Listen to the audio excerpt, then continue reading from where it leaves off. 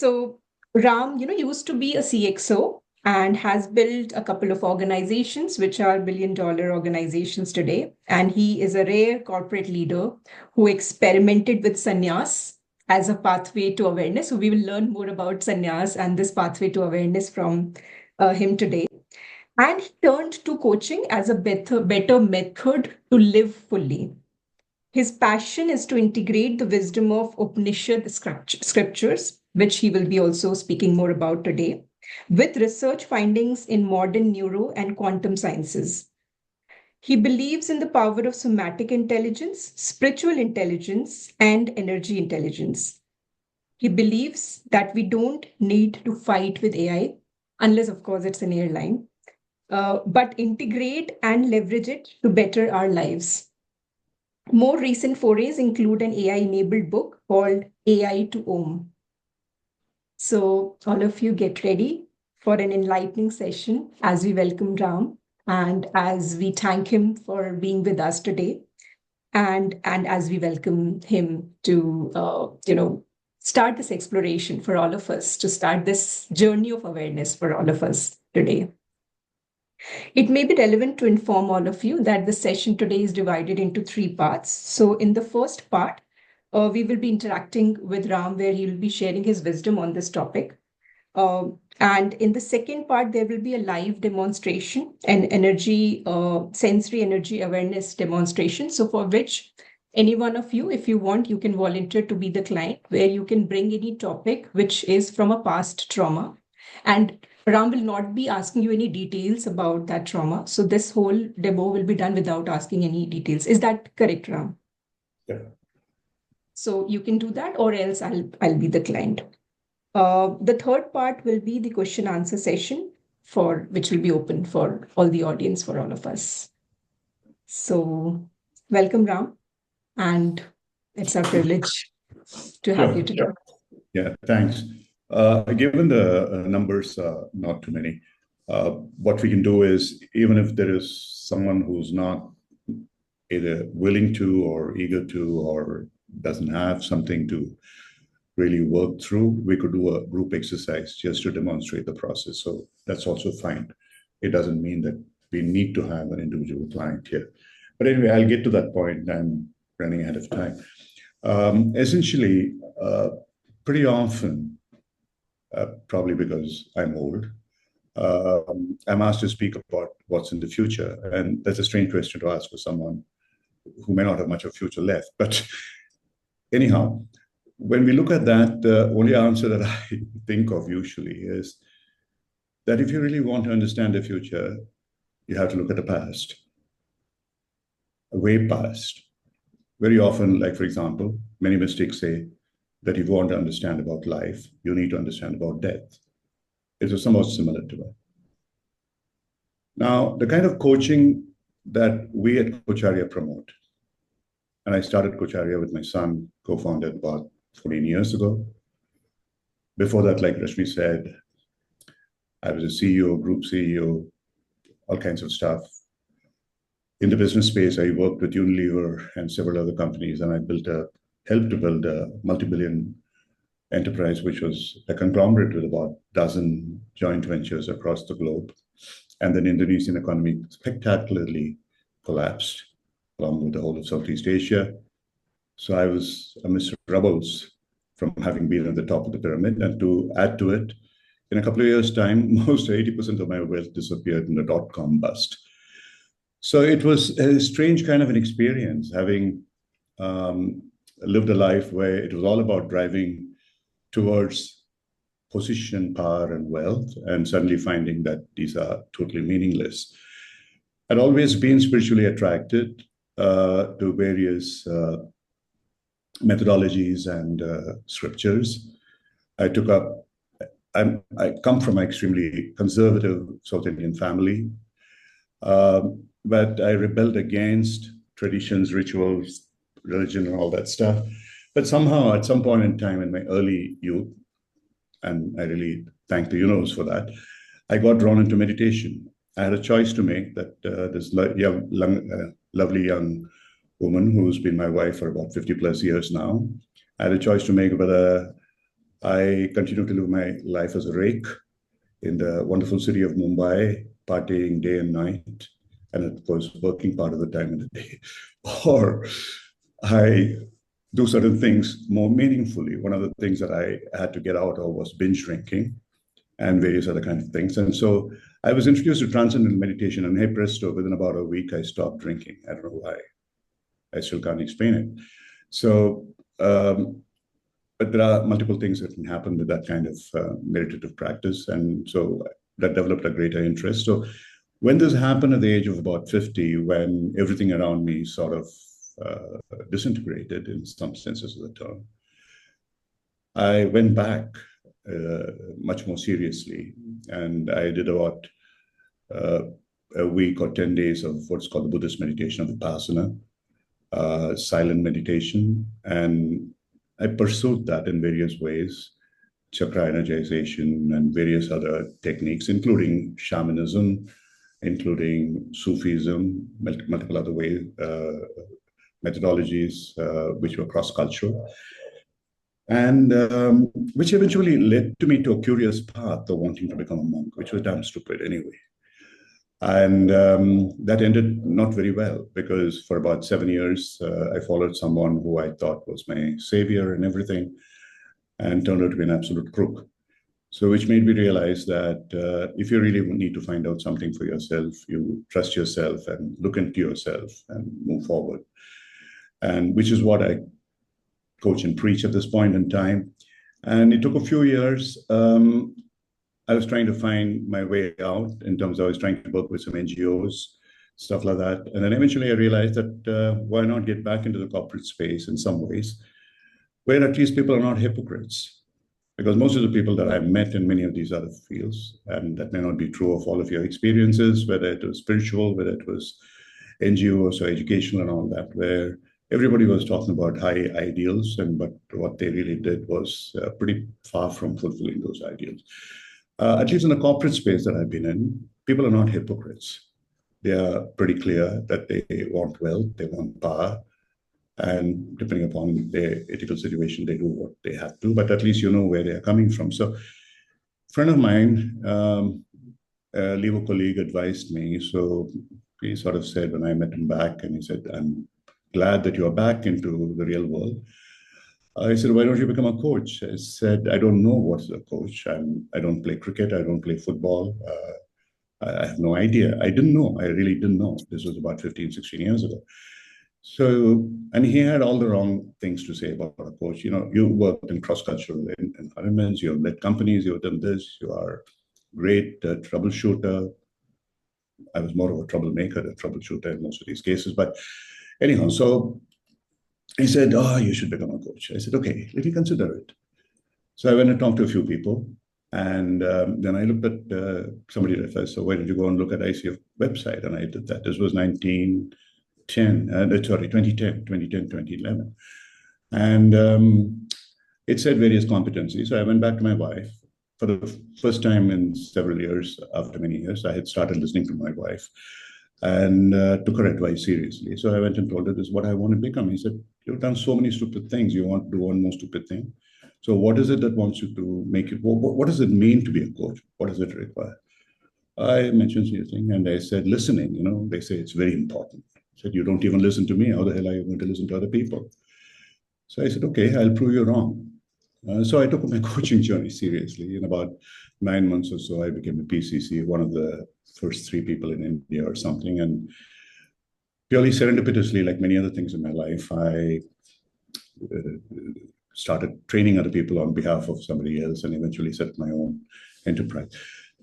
As I did this, one of the things I learned over a period of time, and I know how many of you have had a similar experience, that however much I was able to make a difference, and most of my clients were corporate because my background has been corporate and people knew me as a corporate guy. So I had some bit of a network. I was with the industry association. So many of it was coaching executives and businesses and so on. And I found that, yes, I was able to make a huge difference in terms of the attitudes in people. For some reason, I got the kind of moniker of an aggression coach. Not that I was aggressive, but that I could teach aggression. I could work with aggression and help people. So, and quite a few people benefited from it, so sort of spread. But what I found over a period of time was that whatever I was able to do with those individuals at the end of some time, at least about 50 to 60% of those people either went back to their old ways or they resigned from the company because the people they worked with did not realize that they had changed. And I was trying to document, okay, what happens if people do change and so on and so forth? What is the effect on the organization? I know there are a lot of these high polluted ROI theories about how to measure coaching. I personally think it's total rubbish because they're all derived. There is no way that you're going to be able to measure what effect the behavioral change that you have in someone as an individual, however good it is going to trickle down and make a difference in the whole system. So I came across this very starkly when I was coaching about 10 fairly senior managers who were identified as potentially board members and directors in the sense of management directors of companies. They were all pretty young, actually, between 30 and 37, 38. And they were given some targets for the company, some assignments from the company, which I said, look, though I knew pretty much those areas, I wasn't going to mentor them. At the end of about 3 months, a sponsor asked me, hey, these kind of assignments that we have, I know that you're not going to mentor them. Can you tell me how they are faring in those assignments? Because we haven't really seen much of improvements and we expect a lot from them. And that's one of the reasons why we are getting you to coach them. So when I talked to them and I went back and said, look, I don't think they have made any progress at all. They are pretty much where they were. And when he asked me why, I said, it doesn't seem to be much of a communication in between these people and also with other people, the stakeholders. And he wanted to know what could be done. And I had no clue, honestly. I had no idea. And actually, nobody in the coaching space had any idea about that at that point in time. And being absolutely honest, if some of you were crystal gazers at that point in time, I bow down and salute you. So the spur of the moment, and those days it was before Zoom, 2013, 14, and they were all over India, and I was doing the coaching by telephone.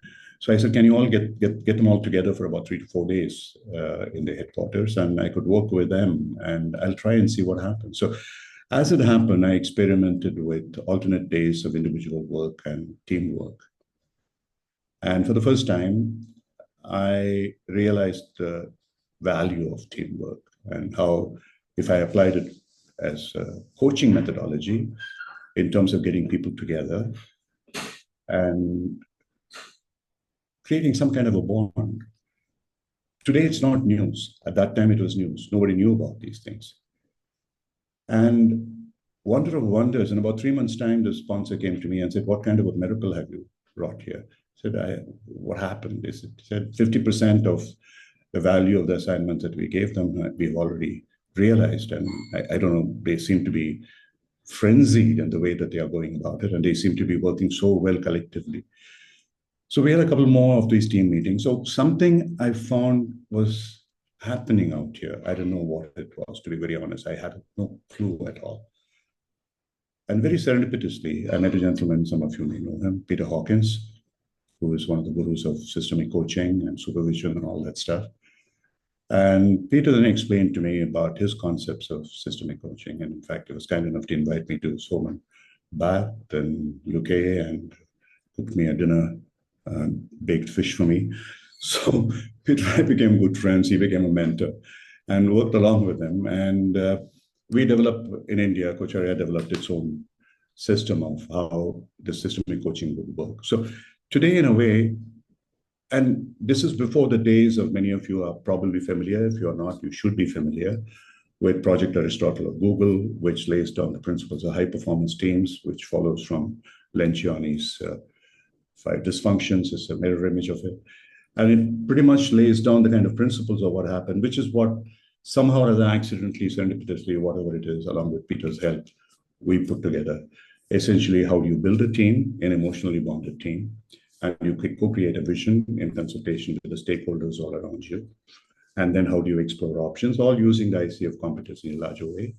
And today, of course, ICF has the ACTC, which came about 5 or 6 years after we started that systemic work. I'm not claiming to be a pioneer or some kind of seminal work in this area. We stumbled on it. And there was much of tremendous resistance because leaders didn't want to be coached as teams. One of the questions I used to ask sometimes, which was pretty counterproductive for me, was when I asked, okay, if you cannot even be coached as leaders, how the hell are you going to work as leaders? So, of course, it didn't really sit well. So today, we have moved from that stage. Suddenly, in COVID, something happened and companies started embracing it. So we work with at least about 20 different companies in terms of systemic work, team coaching, primarily with leaders and so on. And we've also sort of converted coaching from a training kind of an environment. Can we do that as a part of a teamwork and apply the principles as you go along, mentor them if you're working in a corporate space and so on. It may not be possible when you work with disparate groups, but we work with corporates, it's much, much easier. And the other thing that we found was that, to me, because of my background in meditation and spirituality and so on, this whole systemic work became somewhat spiritual. Spiritual in the sense that it was not just about me. It was not just about the client. It was not just about the client's own desires and outcomes. It's about a larger ecosystem, people who impact you, people who you impact. And so we started putting this together and we said, look, and applied a bit of OD. I happened to become a member of NTL, so learned about 𝙃𝙤𝙬 and Thierry Yu, Otto Scharmer, and met with 𝙃𝙤𝙬, people like that, and put this all together. So very simply, I just want to present you a larger picture, and then we will go into the specifics of what we want to do. The way I look at this is, in OD's sense, you have what's something that I would call as intra-organizational work, coaching systemic work. In intra-organizational, you apply the classic OD. I, they, and the it. The self, the teams, and the organization. And now your locus of control is, of course, the highest of the I. Technically, you can, but we don't. Our self-awareness is limited. So how do you work to create that? That itself is a spiritual process to me. And then how do you work with the teams? You create an emotional bond and so on. And how do you apply the two in terms of an organizational kind of stuff? So that is where we created a process called the SPEED, which predates Project Aristotle and so on. So combine many of these principles. How do you build a team? How do you co-create visions and so on and so forth? So once you do that, most organizations try and use it for the intra-organizational work. How can we perform better? How can we improve our culture? How can we market a new product, etc.? But there's much more to it than that. Then we introduce a concept of inter-organizational systemic work, which means that can you bring in stakeholders as you are co-creating? People who are your customers, your vendors, even your competitors, and maybe other people who are related to you in some way, investors and so on and so forth. So here your locus of control in terms of influencing them is not great, but you get a lot of information in terms of what's going to happen. So you're starting to look at things in a multiple lens, like the fly has a lens of 3,000 individual lenses in its eye, each of its eye. So something like that. So what we do is if you have 12 people working as a leadership team, ask each of those 12 people, can you bring in the opinions of another 12 people that you're interacting with? So 144 and so on and so forth. So they've found a tremendous value in terms of looking at the future, because when we talk about change, constantly everything is changing. There is no one person who can just crystal ball change. It's just not possible. The more number of perspectives that you bring in, the more number of viewpoints that you bring in, more number of lenses that you bring in, multiple voices you bring in, the greater your chances that you would be able to work in terms of leading and managing that change. People don't understand it. They quote me, the Lewin's change model or the 𝙃𝙤𝙬, and they forget this simple thing, that unless you get these opinions from various people, perspectives, it's almost like a scenario planning, how you build it. You're never going to make any progress. And at the third level, moving from the inter-organizational, we move to something called extra-organizational, where we get them to, and it doesn't happen with all companies, but with some companies, we have been able to do that. So can you look at the larger environment beyond you, beyond your industry space, into ecosystems, communities? How can you do good in a way? The multiple bottom line and so on and so forth. Some people call it the conscious capitalism, and I don't want to use these fancy words, but extra organizations beyond that, because they're going to help you. Like suddenly, for instance, I mean, Trump's tariff, everybody is in a state of shock. But if you were to look at it from that perspective, where you have no control at all, your locus of control is zero, you will have to find some ways of improving yourself. If you're hit with a 25% tariff, you need to improve your efficiency by 25%. It's simple logic. And most people can if they put their mind to it. And then you will be far more competitive in the longer run. So these are the three elements that you are bringing in together in coaching as the extra-organizational, intra-organizational, and inter-organizational. And within the inter-organizational, we focus on the self to start with. So all our coaching starts with self-coaching, self-awareness coaching, etc. And then team, and then the larger organization. So today, I'm going to focus on that self part, even though it's just, if you look at it that way, 3 circles, and within that 3 circles, 1/9 of a circle, the self is the most important. And that is what I would call the spiritual aspect of how we look at it. Why we are talking about modern and the past? Very simple. The scriptures called Upanishads in the Vedic Hindu system, 5,000 years ago, there's an Upanishad called the 𝙬𝙬𝙬 Upanishad. It said, you, the microcosm, arose out of the macrocosm, and when you left the macrocosm still remain infinite, and you have the infinite potential that comes from that macrocosm. And the first verse of that Upanishad said, all matter is energy. And this was proven by Einstein 5,000 years later. It is not that these people invented the theory of relativity, but they kept constantly talking about the fact that we as human beings, or every creature, part of the universe, we are energy beings encased in matter. So our mind and matter, body, is really energy. And if you're able to realize it, you can do the impossible. And today you have people like, I don't know if you've heard about him, 𝙃𝙤𝙬, who's written a book called Mind Magic. He's a professor at Stanford, and he's a neuroscientist. And you have people like Bruce Lipton, who have written before, Biology Belief, the Molecules of Emotion, Candace Pert, V.S. Ramachandran, many people. Huberman, for example, from Stanford, who does a lot of podcasts. Every one of these today, and Jana Zohar, who's worked with the Chinese company Haier and make it a global company, her spiritual intelligence principles. Dr. Lisa Miller from Columbia, who started the School of Spiritual Psychology. There are literally hundreds and hundreds of people today, and there are experiments going on in the University of, I think, Wisconsin. I forget his name, Dr. Richard something. So these are people who are now showing that every single thing that was said by these ancient scriptures, at least the Vedic scriptures that I'm familiar with, that's what the 𝙬𝙬𝙬 Upanishad said. Another Upanishad called Mandukya Upanishad, it talked about 4 states of awareness, far, far ahead of Jung and Freud, and beyond Jung and Freud, or Freud and Jung. They said the first level is your mindfulness, which is a sensory awareness, bodily awareness, mind-body awareness in terms of consciousness, in terms of what you're doing and what you're saying. The second level is dream awareness, which is about the subconscious. The third level is deep sleep awareness, which is unconscious.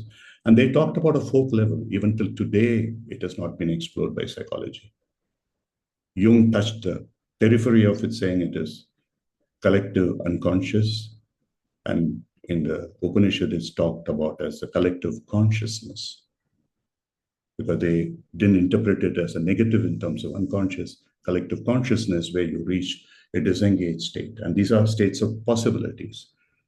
And that is a state of manifestation. And that's a state where coaches ought to be, because they should be disengaged, they should be witnesses, they should not be tied up with biases. Like Otto Scharmer says, you've got to shed. Can you open your mind? Can you open your heart and open your will? And these are concepts which are prevalent there. And then they talked about the different parts of the mind. The whole concept of the mind being the sensory apparatus, the limbic brain of memory and emotions, ego, and the prefrontal cortex of cognition was brilliantly articulated in these Upanishads. And any of you can refer to them. I have written books on those, they are available, but many other people have written as well. So putting it all together, what does it mean to us as coaches? You don't need to know all about these Upanishads. That's my obsession. I did that. I did a lot of research into integrating that with modern sciences and talked to many of these researchers. You don't have to do that. You just need to know how to apply it. Just like if you want to, you don't have to know the Faraday's laws of electricity to switch on a microwave. Very simply put, very, very simple neurobiology is that the first responders to any experience that you have, any experience, is your sensory appetite. It is through your viewing, it's through your listening, it's through your touching, it's through your tasting and smelling. There's no other way. And if you're like a Helen Keller, probably there's an additional thing which comes in as intuition, which is somewhat a combination of those because you lose the powers of those. So the metadata of any experience that you encounter, good, bad, ugly, comes from those sensory inputs. And those sensory inputs are not merely stored in the head. And the ancient wisdom, the mind and the body was combined, which we are now recognizing that every cell has its own intelligence in its mitochondria. That metadata in the brain, the operating system, goes to your limbic brain, first to the memory, where it rifles through all the past stored garbage memories that we have, conditioning, identifies it as something, and then the thalamus, hypothalamus, and amygdala label it as emotions. So we make a big deal about, okay, I do emotional coaching, fantastic, but you're still working with a secondary corrupted data. And then that gets transferred into your prefrontal cortex, where it is cognition and thoughts. And it's a tertiary corrupted data. 80% of coaches I know work with that corrupted tertiary data. So all your ICF competencies and everything are interpreted. They say, okay, what is it that you do? What are you thinking? And so on and so forth. You can do it in all fancy ways, but you are still dealing with corrupted data. You are dealing with people's perceptions. You are not dealing with the metadata. You may not agree with me, but please go through science, and this is what science says, and this is what is the truth. Even if you go into emotions, it is better than cognition. You are able to draw out more, but it is still one level corrupted data. If you really want to access the true metadata, the only way that you can do it is to check what the person is sensing in their body. And that sensing over a period of time, I've done a lot of work on this, worked with 10,000 over people. And that is stored as energy. And this is what the whole chakra energization's principle is. In fact, Carl Jung wrote a book called Kundalini, the Psychology of Yoga, where he goes into this entire concept of chakra energization. And there are many people today working, but it's not reached a stage where it can just become common knowledge. But it is true that if you understand this and if you are able to make use of it, you can actually manifest. People don't believe this. It's not woo-woo. It's real. And please read 𝑎mes.𝑎. And he would be able to explain to you neuroscientifically why it works. And if you have questions, you can go and question him in his Stanford laboratory. So today, that is what we are going to focus on. So the process that I work with is very simply this. And it's something that it's not mine. It's derived from ancient wisdom. I have no IP over it. It's extremely simple. That I don't even need to know what you are experiencing in a cognitive way. You don't have to give me context, content, nothing at all. If you want to go forth through somebody would say, oh, no, you're not doing it the ICF way. Okay, fine, I'll start the ICF way. So what is the outcome that you want? What meaningful outcome are you looking for? You don't have to tell me all the voyeuristic data in terms of what every coach wants to know. What is your limiting belief and so on and so forth. I don't want to know any of it. And I would just ask them, I'll first anchor them. It's very important, even in normal coaching, always anchor somebody in an empowered position. Because people come to you in coaching with disempowerment. And when you start exploring them, you're not going to get as much value. I know there are some who would say, hey, what is the great thing that you experienced yesterday? How joyful was it? And all. That's a very, very good thing. But far more powerful is if you're actually able to take them into a joyous state at some point in time and anchor them kinesthetically like this, putting their fingers together, which is a simple NLP and Gestalt process. After that, I would start exploring with them. Look, if there is, what is the outcome? If you want that, then in that case, can you think of why you're not able to get that outcome? What is that pattern of behavior that's stopping you? Or the outcome itself that I've been experiencing this trauma, it could be PTSD, it could be grief, it could be invalidation, it could be shame, it could be multiple things. I have worked with people who have suffered from grief for about 25 years. And then I would ask them, okay, if you will, it's better for you because you are not distracted. If you close your eyes and start experiencing it within yourself, can you tell me what's happening in your body between your throat and your lower abdomen? Because this is a space where that energy is really, anything above that is cognitive. It doesn't matter. And it doesn't even really matter. So in this space, if you're able to do it, going deeper and deeper into it, as a process, they start looking at the metadata as it is being manifested in their body. And it becomes a healing process. So there's a process to it. I'm happy to take you through it. If there is a volunteer here, roughly, where are we, Rashmi? We have about half an hour over, Yes. perhaps? Yeah, around 40. Yeah, we are 36 minutes. doing around that time. So I would take about 20 to 30 minutes for that process. And being absolutely honest, if you have something which is deeply bothering you, an emotional issue, it could be invalidation, it could be grief, please volunteer and you would see a difference. If you don't, it's some kind of an anxiety and cognitive anxiety, don't bother. I'll take you through a group experience just to help you understand what the process is like. You can do that. And if later you would like to come back to me saying, hey, can you work with me? I'll be happy to do that as well. And you will be able to experience what that process is. What would you like to do now? Is there a volunteer, or would you prefer to go as a group? Volunteer? Okay. So I don't want to know the details, but you have some kind of trauma, whatever you might want to call it, from past experiences. And that is something that is limiting you in some way. And you want to be rid of it. Am I correct with that? Yeah, kind of. So it's some kind of fear that I can be helping other people, but I cannot help myself. Or some kind of inconfidence or fear about my inconfidence. And I'm like suspecting that it might be coming somewhere, like from maybe not even this corporal thing. Yeah. But it is present with me now. I don't want to know the details because one of the strengths of this particular process is you do not violate confidentiality at any space because you're not getting any information from anybody. So conditionalities of coaching in terms of privacy, confidentiality are all preserved. So all that I need to know is that you have something, like you said, it's a fear of not being able to do something even though you are able to help other people. And that perhaps arises from something in the past. Over a period of time, it's a pattern that is repeating. Am I correct?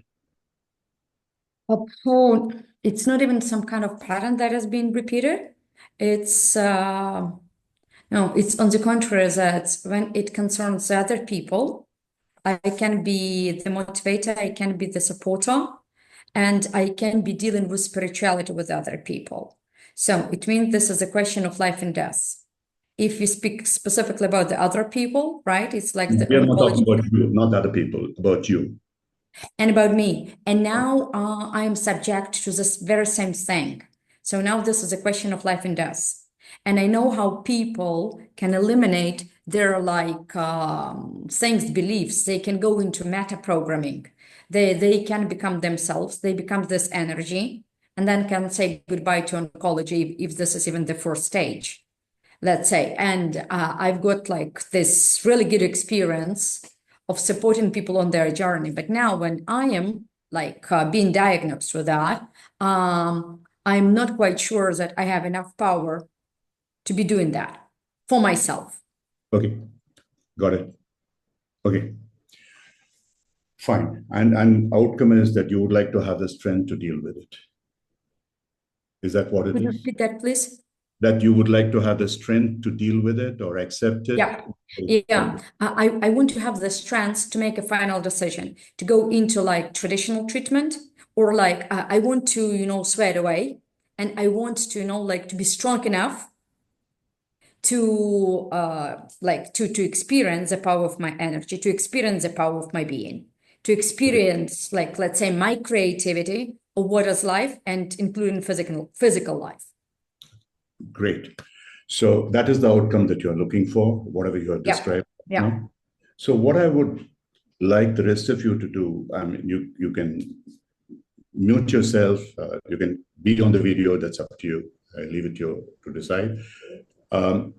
I'll take you all through a process and specifically work with Oksana at this point in time as the client. But while I'm doing that, the exact process each one of you can replicate with issues that you probably may have, even though it may not be tremendously serious, as long as there's some emotional block that is, or a limiting belief, or something that is preventing you to reach whatever it is that you are aspiring to. It could be a fear, it could be an anxiety, it could be invalidation, it could be multiple other things, or grief. Is it okay with you as I take her through this process, that instead of just watching what is happening there, just listen to me as I'm explaining the process, asking those questions of her, and you try and do that for yourself. Is that okay for all of you? Yes, no, maybe? Thank you. Thank you very much indeed. Okay. So yeah, Oksana, if you can please keep your audio on, I'll keep my audio on. The rest of you can put your audio off, silent, and I'll take you through. The first step in this, as I said, is about taking you through an empowered state.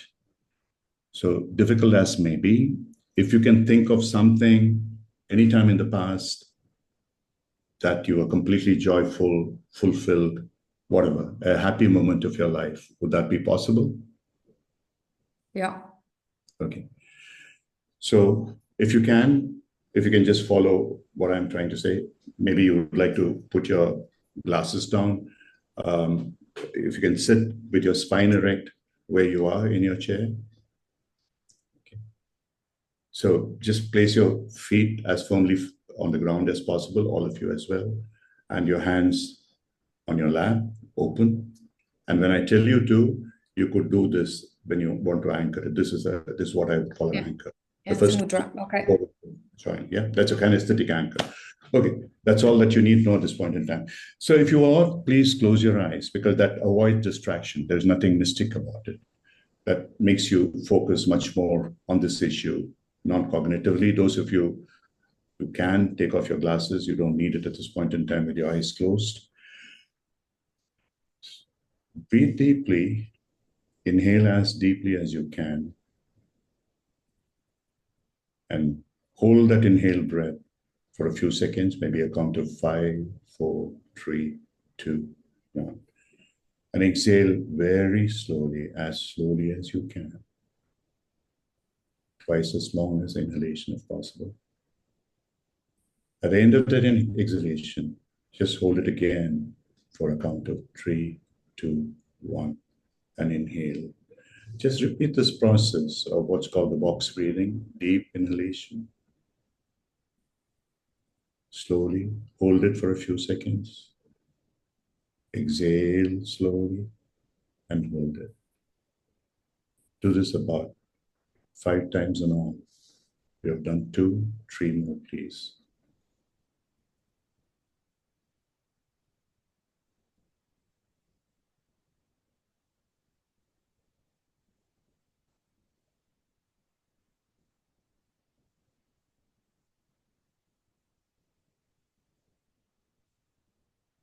Now with your eyes closed, with the breathing in the background continuing, visualize a moment in your life when you are extremely happy, fulfilled. It could be for many reasons. Maybe you did something good to somebody else and you're very happy. Somebody did something very good to you and you're very happy. It could be something very private, that you are sitting down somewhere on a seaside looking at the sunrise. Or maybe you're sitting on top of a mountain, you're in a jungle, forest, or you're in the midst of many people, whatever it may be. Whatever that situation is, which brings back that beautiful image when you are deeply, deeply happy, fulfilled. Just visualize that scene. If there are people around you, see them, hear them. If you're eating something, taste it. If you're in a wooded area, there's a beautiful smell, smell it. The earth, the wind, the damp earth, whatever it may be. Bring back all the sensory elements into this image and visualize it as if it's happening now, as a movie. In the image of a mind as large as a football field, brightly lit, colorful, sensory. Immerse yourself into that space with a beautiful smile on your face, joyous, happy. And this wonderful space that you are in now, just put your fingers together, first two fingers, the thumb and the forefinger, and press them hard as you continue to visualize. And stay in this space, this beautiful, happy, fulfilled, empowered state for a count of 10, 9, 8, 7, 6, 5, 4, 3, 2, 1. Slowly release your finger. Take a couple of deep breaths and open your eyes. So now, to you specifically, Oksana, Yeah. if you would like to just, every one of you, if you wish to, just get up a little bit, move a little bit. If you want to take a sip of water, take a sip of water. It's the break of state. You've been taken to an empowered state. Now, before you go into experiencing what you wish to, just move yourself a bit.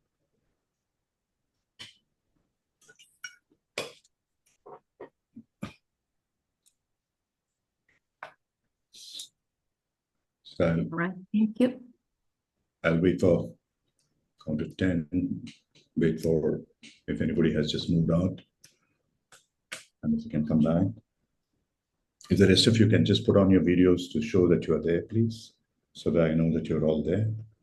And after that, if you wish, you can put it off. Rashmi, Sudeep.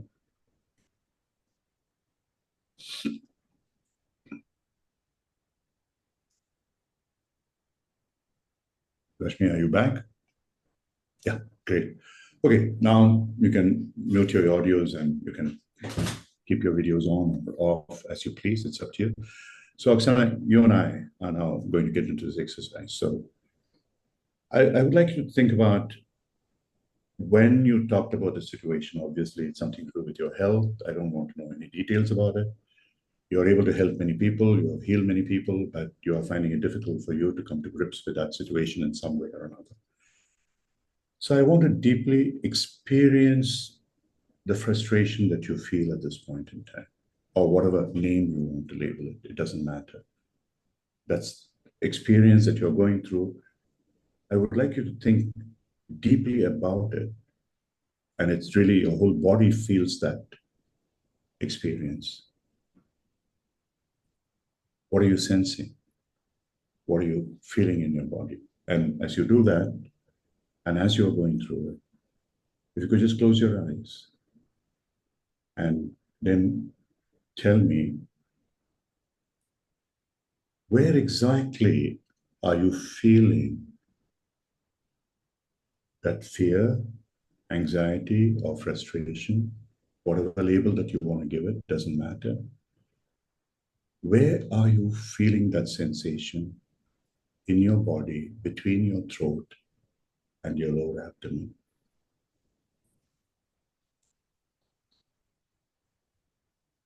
And the same goes for the rest of you. Anything that is troubling you, think about it deeply, that experience, and try and sense it. It may seem difficult, it's not. You can actually feel it in your body. So, Oksana, when you're feeling it, wherever you are able to sense it, if you can tell me where you are sensing it. It's really weird because when you started talking about it, I didn't feel my body. I felt I have no body at all. But that was when you were talking about it. When you finished, and I put my hands on the lap, but with palms down, not up, but palms down. I felt that my hands are absolutely cold. So it's not about like sensation, but it's like temperature of the body, like cold hands, and most probably somewhat shaky. That's it. So I'll stop talking now. I want you to go back to the state with your eyes closed, with your hands down. It is a sensation, even if it's cold and if it's shaking. But can you now see that in your trunk area, whatever that you're experiencing as what you're feeling in your hand, what is it that now sort of ratchet up that anxiety or fear about what's going to happen to you?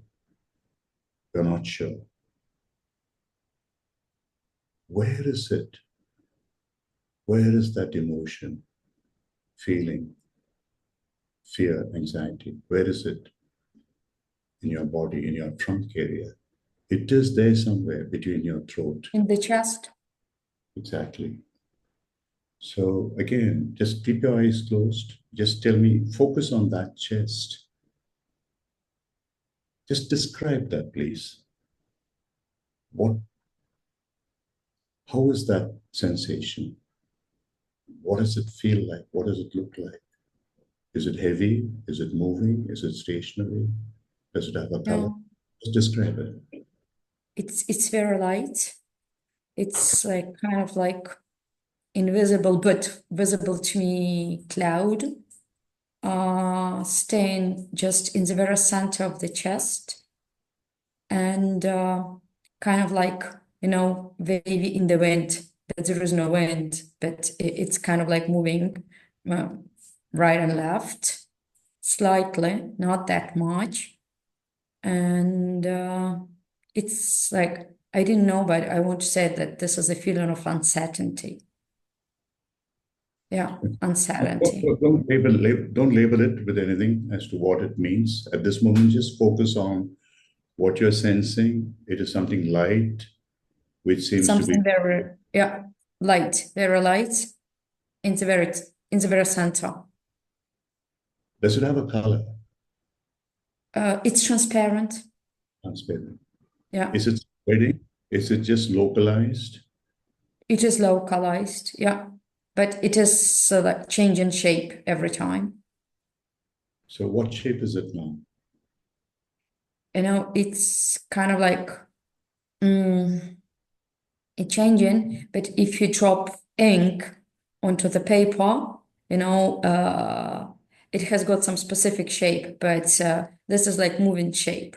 It's getting like every time to like round the clock, changing this like not like fingers, not fingers of the stain, and moving around.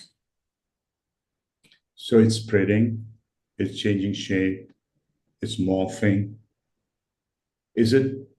Yeah, it's kind of like morphing, but it's like the same amount of this something, but it is only changing forms every time. Is it uncomfortable? Is there a degree of discomfort with that? No, no, absolutely not. Is it pleasant? I'd say so. Okay. So could you just ask that sensation, what is it doing there? In what way is it benefiting itself and you? Can you ask that question? That sensation is part of your body, part of your energy? Just ask, what are you doing?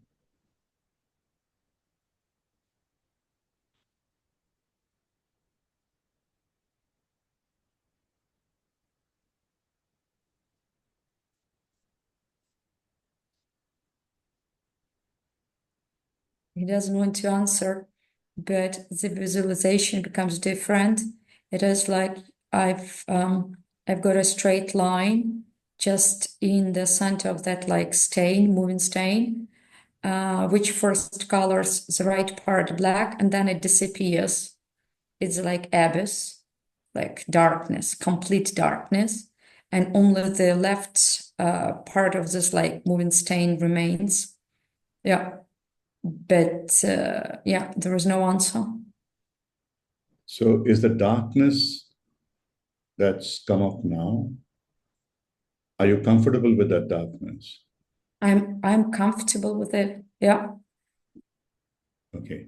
But does it mean anything to you?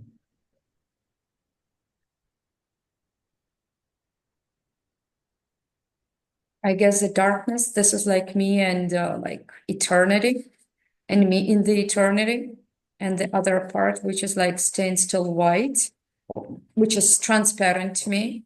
This is like my physical presence. So what would that mean to you?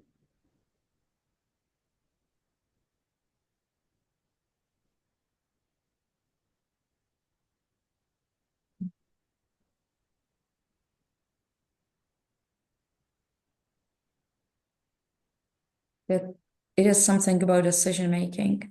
I cannot tell exactly what it might be, but it is something I'm being torn apart, belonging to some place, but required to stay in another place.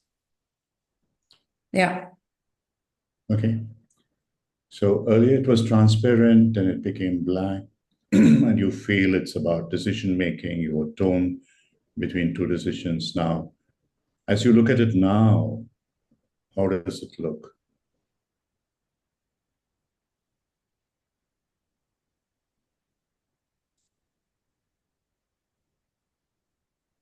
It's like, but when I look in front of me, it's like this like road that takes you to darkness, which is eternity. And from the center, if you look left, so you just see like, the part of the body in half, but which is the left side. And with the stain in the center, white, now colored white. It is no longer transparent, but it is white, but it is halved. So there is only like half of the stain fully white. Yeah, looking to the left. Does it mean anything to you?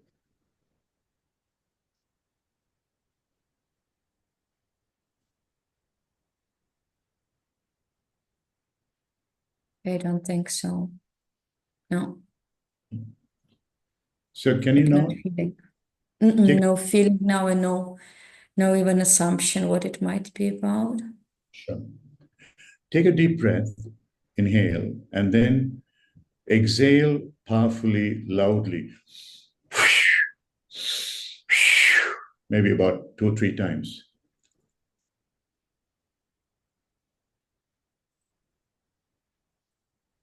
And now, if you can try and sense what's happening there in the chest region. Is there a difference between what it was there before and now? Yeah. The stain kind of becomes shaggy. the color has changed, whitish on the top and grayish to the bottom, and getting darker to the bottom of this like half remaining state.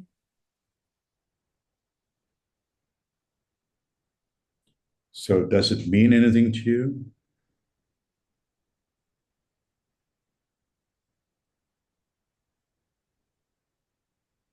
Does it in any way give you some kind of idea as to what you might be needing to do, decide on, as you said?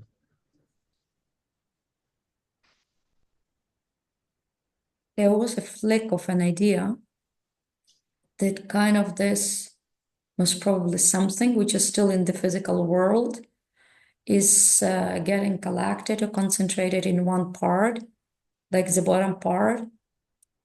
And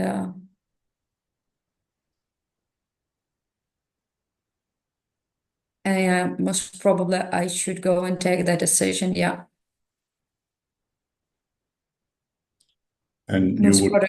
Yeah, most probably I am now like opt to go the traditional way in medicine. So you would know what to do at this point in time? No. It's something which is not about me and it's not like me. Yeah, but at this moment I'm kind of avoiding my responsibility to be myself and to take control of like my being here.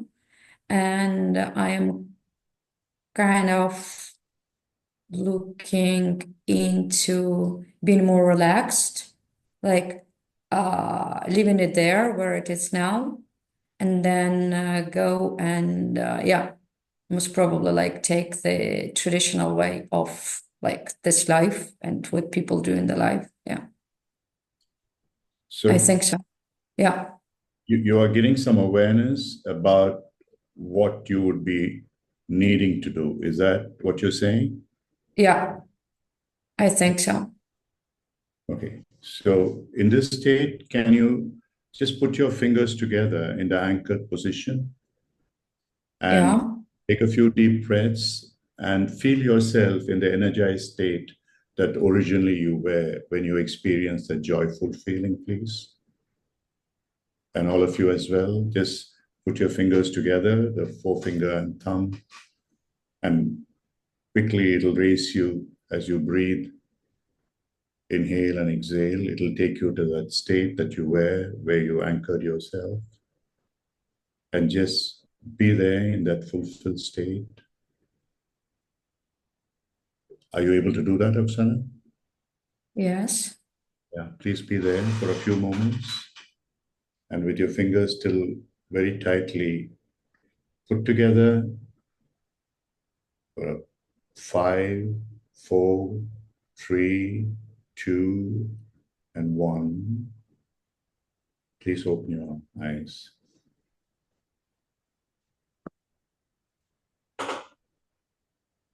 So you've said that there was some decision that you're going to take, and this was a clarity you got. So from the beginning to the end, has there been a movement in terms of the outcome that you wanted from this session? Yeah, absolutely. Okay. Thank you so much for that. Totally my pleasure. I don't want to sort of go into a diagnostic kind of stuff, but if you were to think about, earlier you talked about fear and anxiety and so on. So that, if you look at it in this current situation with this clarity, how does it look like? That fear or anxiety or the confusion or frustration? Just the moment of decision, that at this moment of the life, this is the best decision which I can take now. And I shouldn't be looking into something what I'm like always, or like what always I do as I am. But this is like part of this, my always, and at the current moment, this is also part of me. Wonderful. So the way that you were able to help other people, so now you are in a position to help yourself. Would that be correct? Yeah. Fine. Fantastic. Thank you very much indeed. So now, before, I mean, any of you have any questions? If you had gone through the same process, it may seem simple, but if in the kind of situation that Oksana was in, if you try a traditional coaching approach, and you can think for yourself, if you're going to coach that person cognitively or emotionally, whether you would have been able to make the same shift as it happened in roughly about 20 or 25 minutes.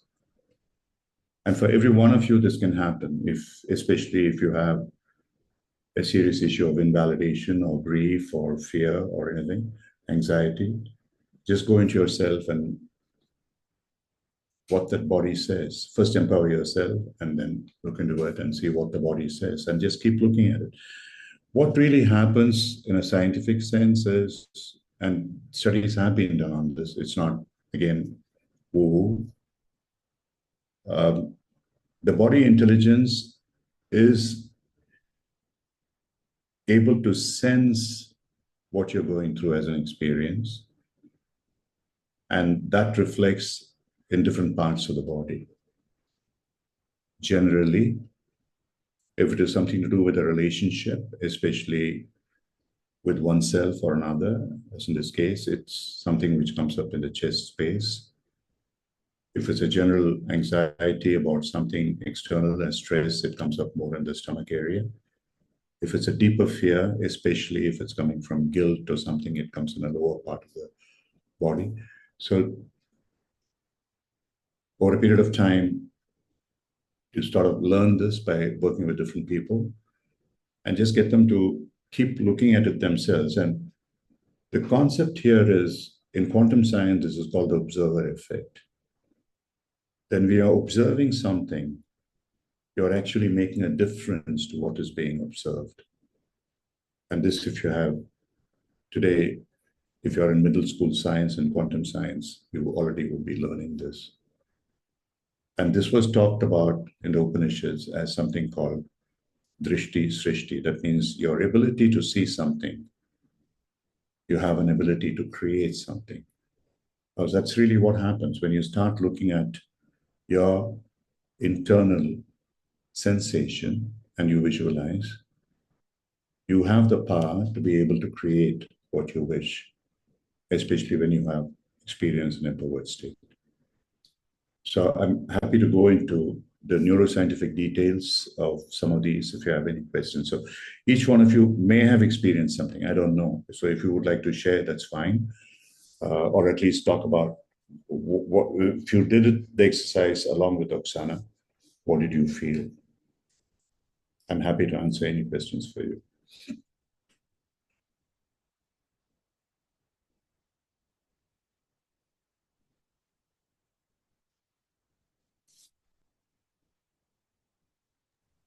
I could say. Yeah, please, please. Yeah. So I had a tightness in my chest, but also linked to my throat, which was very interesting. And going through the process, I had a realization, and my chest is not feeling as tight anymore. And what about the throat? The throat is actually, I'm speaking and I'm feeling much, much clearer in my speaking right now. I mean, just say yes, no, I don't have to go into any details, but was this something to do with any kind of relationship issue where there was an issue of being able to communicate, express yourself? Yes. Okay. So over a period of time, when you start doing this, the throat is about the communication. So whenever we find constraint in some way that we are not able to express it, the throat gets affected, you get choked. And if it starts there, if you start looking at it and things change, and then you take a deep breath, and if you're uncomfortable, blow it out, and then it moves into the chest. So generally, these are the areas in which you get a clarity in terms of, and eventually it leaves and you get some kind.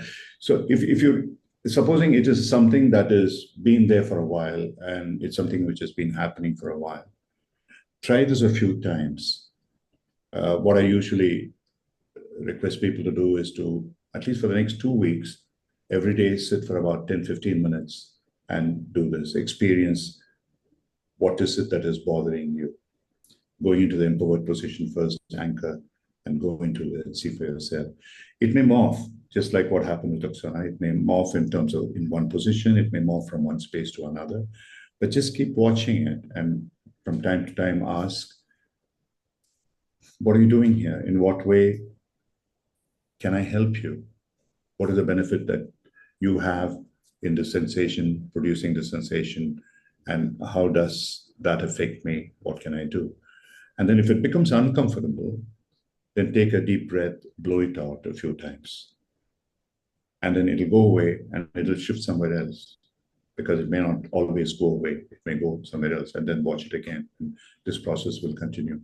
But believe you me, you try it and you'll find it works amazingly powerfully.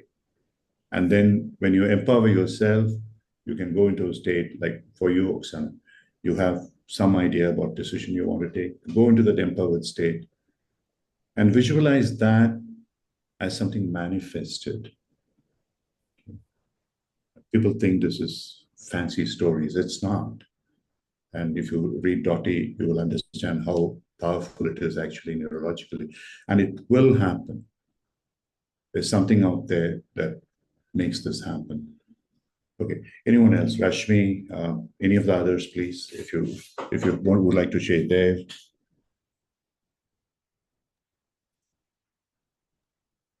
Francois, whoever, Amelia. Yeah. I felt, good evening, Ram. Thank you for this quite really amazing coaching experience. Thank you, Rashmi, for organizing this this evening. I felt energy flowing, particularly from the root chakra, from almost from down, almost my feet up to the chest, and then it almost gave me a headache just here.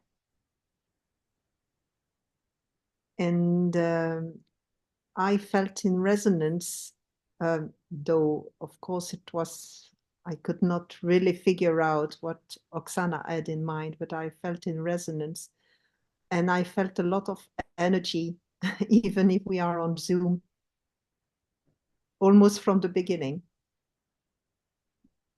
Was there any particular issue that you had that you wanted to get over with, or it was just that as you experienced it, the wonderful experience that you had?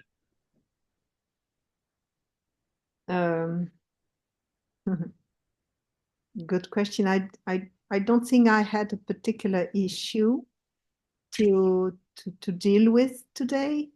Probably it's in resonance with the beautiful experience I remember. Sure. Now, since you seem to be familiar with the chakra system and so on, the safest place is to really focus on your heart center. Stay there, feel the energy, and expand with that energy. And any outcome that you desire, just place it there, throw it out to the universe, saying it's manifested, I'm able to experience this as realized. And you'll find that probably you're already feeling it, but you'll get a much more powerful feeling, just as a possible step that you can take. So Amelia, Rashmi, any feedback from either of you? And Dave, please. Thank you. Thank you, Ram. Thank you, Pinkois. So for me, I was reflecting on a particular experience, and it was more like a shame or a guilt that I'm holding from my childhood. And it's an experience that is not easy for me to share with others. So the more it's not comfortable to share, the more I feel constricted holding it within me as a sensation in the body. So I could see the red color, like the guilt. I could feel it in somewhere in my stomach. I still feel that unease right now. And I almost felt like crying. Like crying seemed to be like the emotion that wanted to come out in that experience. So that is how I felt and experienced. Rashmi, anytime you want, just let me know. I can work with you for about an hour. And I'm not saying it lightly. I promise you that you'll be all right. Because guilt is the most negative emotion that one can possibly have. It has no meaning. We experience guilt because we have done something in the past. We did it with whatever intent we had, not always with any malicious intent, but or somebody else made us do something, whatever it may be. And then on hindsight, then you look at it and say, hey, now I shouldn't have done that. And that is how guilt and shame and regret and all these things happen. So at one point in time, I worked with a Chinese woman. I couldn't even converse directly in language through an interpreter. And she and her husband were Buddhists. They came to India. I don't know if you've been to Bodh Gaya. It's not a place I would advise many people to go without preparation. And this man died with some illness, whatever. And when she came for the session, it was a couple of days session that I was working on. And she came to meet me first. She was completely dressed in black. She was still mourning. And she said that she was tremendously upset that she had been the cause of her husband's thing. And as we were going through the various parts of the book, and one of them I went into guilt in a detailed way and why it happens and so on. I took them through a kind of meditative exercise, which is very similar to this. And the next morning, this happened the first day, at the end of the first day, and the next morning, I couldn't locate this person. So I was looking for someone in black and I could talk to and find out what happened with her. And so I asked the interpreter, who was a convener, and where's this person? She said, no, there she is. And this woman was wearing a summery, light frock, flowery thing and laughing and central things. And I mean, is this the same person? Yesterday she was in such a mournful state and today she's like that. I said, yeah. So can you ask her to just let us know what changed? She said, the guilt went away. And I'm okay. So I talked to her and it just that for her, I mean, I didn't even go through a process like this in detail, but the very fact of understanding that the guilt was meaningless just took her into a totally different place. So we are completely in control of our emotions if we know how to manage them. That is all that matters.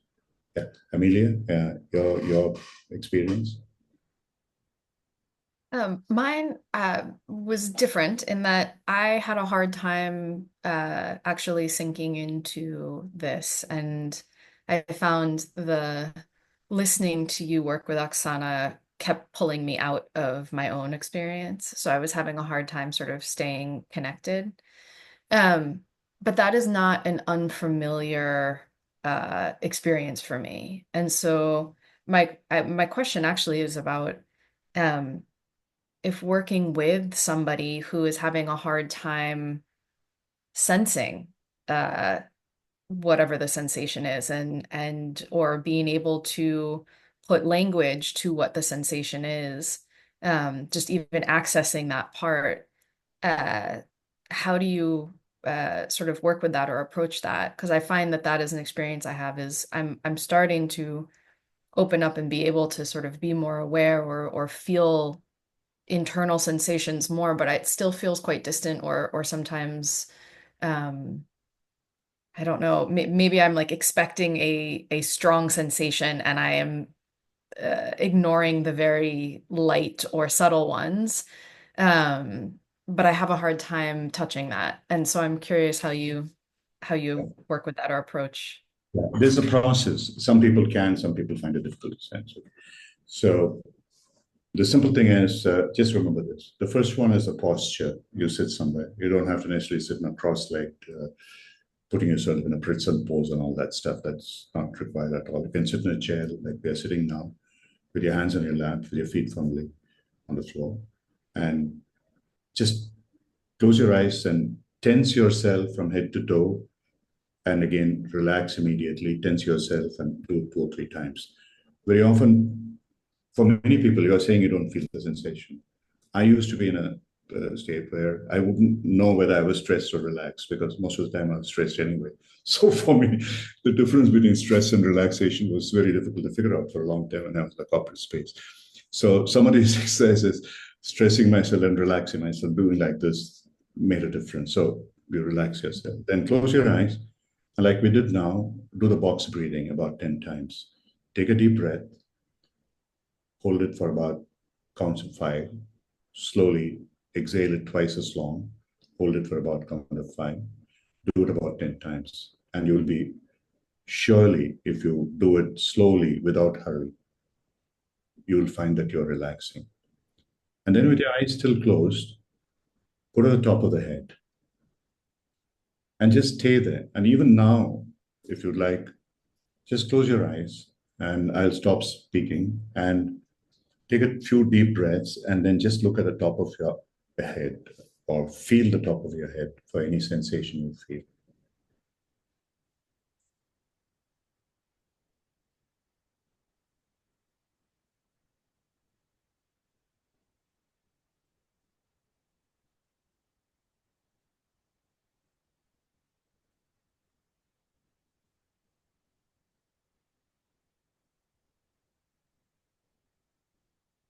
If you're able to feel anything, raise your hand.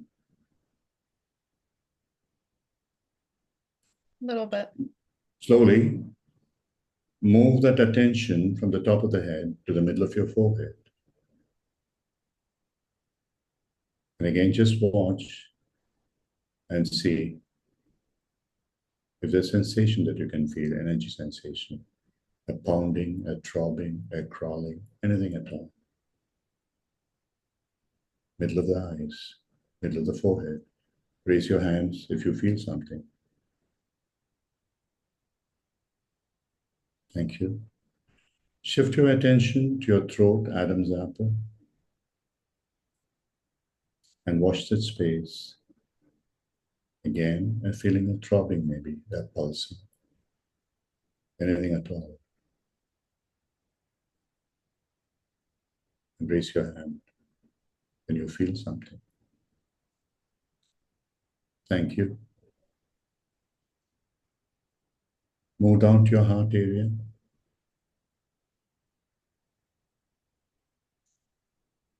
This space, experience anything that happens. It may be just the pulsing, the blood flowing, the beating, the pounding, or anything at all. Whatever happens in that area as a body sensation. Around the heart area, thoracic area, maybe going towards the throat, below to the stomach. Just experience that sensation. Maybe something swirling, something moving, something expanding. And if you're able to experience it, just raise your hand, please.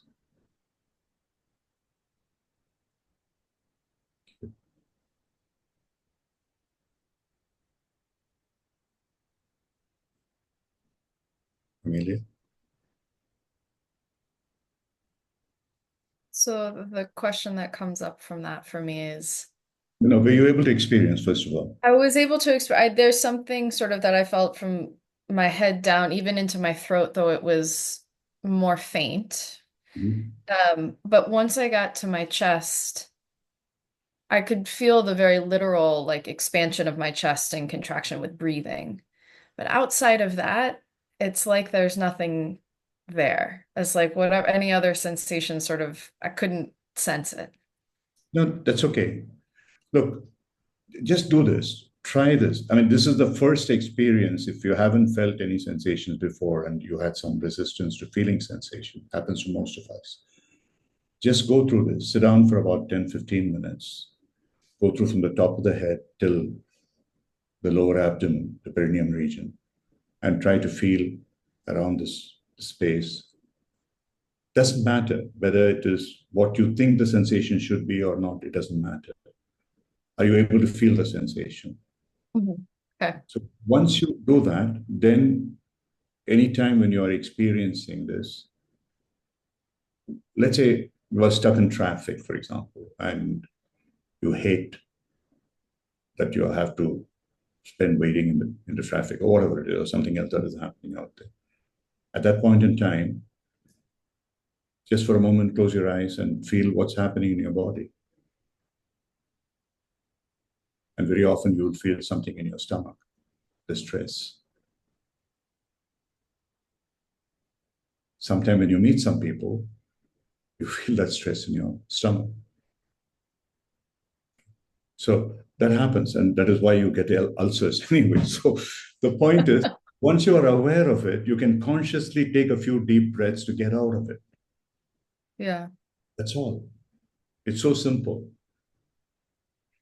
I hear it also as a practice. Try this. Send me, Rashmi will send you this, ram@𝑘ocharya.com. Send me a message. And we conduct webinars from time to time on all these, and we have meditation tapes. We can send it across to you. So you're right. Sensing doesn't come naturally to everybody. It takes some effort, but it's not much of an effort. Like you could do it in 5 minutes. Mm-hmm. In fact, feeling it in the head is the most difficult. And if you could feel it, you could feel it anywhere else. You will feel it anywhere else. Okay. So what happened was you started feeling it, and then maybe, you got a little bit overwhelmed, whatever, distracted, whatever.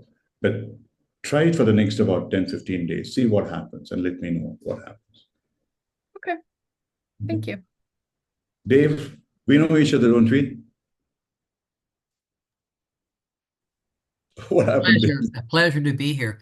The thing for me was quite interesting. I didn't feel, but I saw. It was more a visual experience than the feeling experience. So just as an example, you asked about the feeling in the head.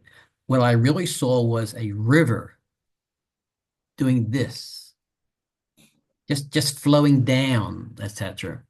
And the second thing I felt was, going back to Oksana, which is really a great discussion here, is the word balance pops up, and just the whole word was right here.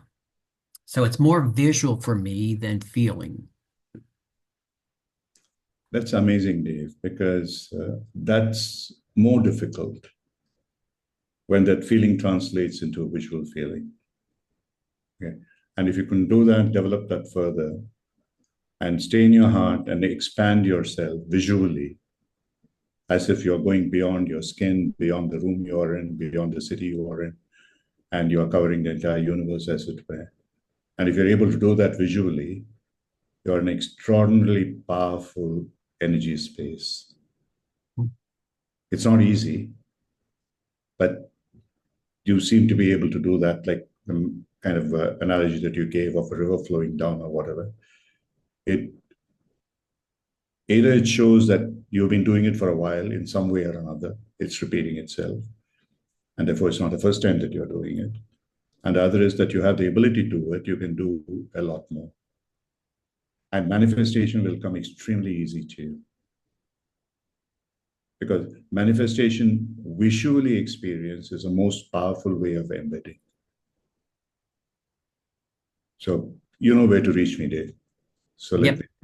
May I make just one maybe other comment? When Oksana was talking, as she was explaining things, I could actually see her ink spots moving, and I can see it was really unusual for me. Dave, have you done silver mind control? No. What you're saying is exactly that. Yeah, I mean, I'm not saying it lightly. You can really get into healing in a big way.